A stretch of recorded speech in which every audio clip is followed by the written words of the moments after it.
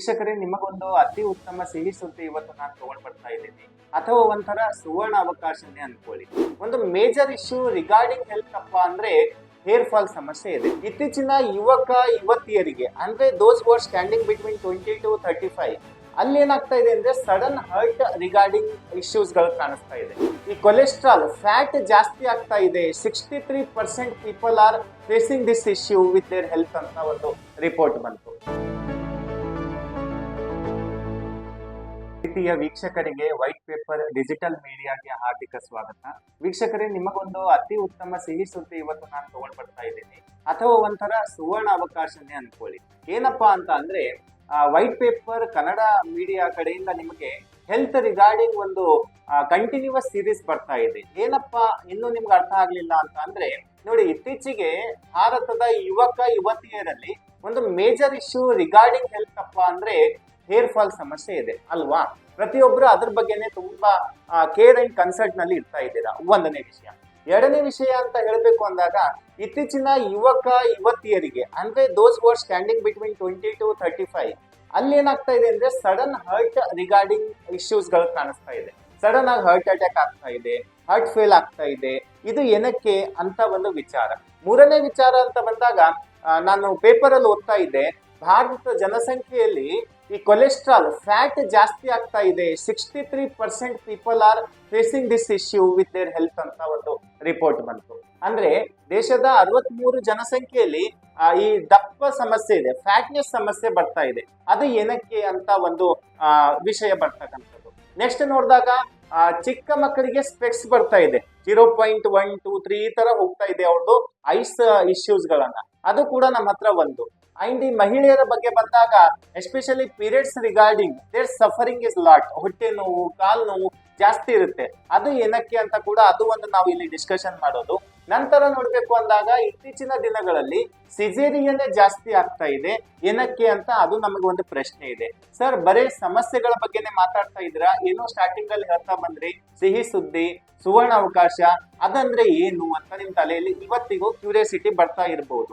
ಅದೇನಪ್ಪಾ ಅಂದ್ರೆ ಈ white paper digital media ಕಡೆಯಿಂದ ಬೆಂಗಳೂರಿನ ಪ್ರತಿಷ್ಠಿತ ಆಸ್ಪತ್ರೆಗಳು ಮತ್ತೆ ನುರಿತ ತಜ್ಞರು ಅಂದ್ರೆ ಈ ಹೆಲ್ತ್ ರಿಗಾರ್ಡಿಂಗ್ ಏನು ಇದೆ ಅಲ್ಲ, ಆರೋಗ್ಯ ವಿಭಾಗದಿಂದ ನುರಿತ ತಜ್ಞರು ನಮ್ಮ ವೈಟ್ ಪೇಪರ್ ಕನ್ನಡ ಮೀಡಿಯಾದಲ್ಲಿ ನಿಮ್ ಜೊತೆ ಅವರ ಒಂದು ಎಕ್ಸ್ಪೀರಿಯನ್ಸ್ ಅನ್ನ ಶೇರ್ ಮಾಡ್ಲಿಕ್ಕಿದ್ದಾರೆ. ಸೊ ಇದು ಒಂದು ಅತಿ ಉತ್ತಮ ವೇದಿಕೆ.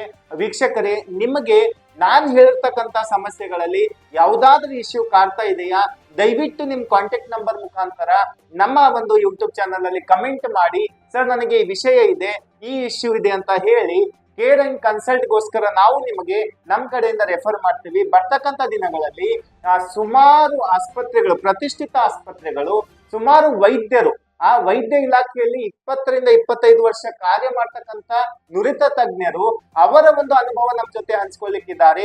ಈ ಮೇಜರ್ ಇಶ್ಯೂಸ್ ನಾನೇನು ಮಾತಾಡ್ತಾ ಬಂದೆ ಅಲ್ಲ, ಹೇರ್ ಫಾಲ್ ಆಗಿರ್ಬೋದು, ಕೊಲೆಸ್ಟ್ರಾಲ್ ಆಗಿರ್ಬೋದು, ಅಥವಾ ಸಿಜೇರಿಯನ್ ಸಮಸ್ಯೆ ಆಗಿರ್ಬೋದು, ಅಥವಾ ಐಸ್ ಪ್ರಾಬ್ಲಮ್ ಆಗಿರ್ಬೋದು, ಇದೆಲ್ಲ ಸಮಸ್ಯೆಗಳಿಗೆ ಆ ನುರಿತ ತಜ್ಞರ ತಂಡದಿಂದ ಪರಿಹಾರೋಪಾಯಗಳನ್ನ ನಾವು ನೋಡ್ಲಿಕ್ಕಿದ್ದೀವಿ. ಅದಕ್ಕೆ ವೀಕ್ಷಕರೇ, ನಿಮಗೆ ನಾನು ಒಂದು ಉತ್ತಮ ಸಲಹೆ ನೀಡ್ಲಿಕ್ಕೆ ಏನಿದ್ದೇನೆ ಅಂದ್ರೆ ದಯವಿಟ್ಟು ಈ ಒಂದು ಸುವರ್ಣ ಅವಕಾಶವನ್ನ ಯುಟಿಲೈಸ್ ಮಾಡ್ಕೊಳ್ಳಿ, ಸದುಪಯೋಗ ಪಡಿಸ್ಕೊಳ್ಳಿ ಅಂತ ಹೇಳ್ತಾ ಇಲ್ಲಿ ನಾನು ಈ ಒಂದು ಮಾತನ್ನ ನಿಲ್ಲಿಸ್ತಾ ಇದ್ದೀನಿ. ಧನ್ಯವಾದ. ವೀಕ್ಷಕರೇ, ಇನ್ನೊಮ್ಮೆ ಹೇಳ್ತಾ ಇದ್ದೀನಿ, ಯಾವ್ಯಾವ ಸಮಸ್ಯೆಗಳಿಗೆ ನುರಿತ ತಜ್ಞರ ವೈದ್ಯರ ತಂಡ ನಿಮ್ ಜೊತೆ ಅನುಭವ ಹಂಚ್ಕೊಳ್ಳಿಕ್ ಬರ್ತಾ ಇದೆ ಅಂದ್ರೆ ಮೊಟ್ಟ ಮೊದಲಿಗೆ ಹೇರ್ ಫಾಲ್ ಸಮಸ್ಯೆ ನಮ್ಮ ಯುವತಿಯರಲ್ಲಿ ಇರ್ತಕ್ಕಂಥದ್ದು. ನಂತರ ನಾನು ಆಲ್ರೆಡಿ ವಿಡಿಯೋದಲ್ಲಿ ಮಾತಾಡಿದ್ದೀನಿ, ಐಸ್ ಪ್ರಾಬ್ಲಮ್ ಇದೆ. ಇವತ್ತಿನ ಬೈ ಬರ್ತ್ ಮಕ್ಕಳಿಗೆ ಐಸ್ ಪ್ರಾಬ್ಲಮ್ ಇರ್ತಕ್ಕಂಥದ್ದು. ಕೆಲವೊಬ್ರಿಗೆ ನೋಡ್ತೀವಿ ನೋಸ್ ಪ್ರಾಬ್ಲಮ್ ಕೂಡ ಇರ್ತಕ್ಕಂಥದ್ದು.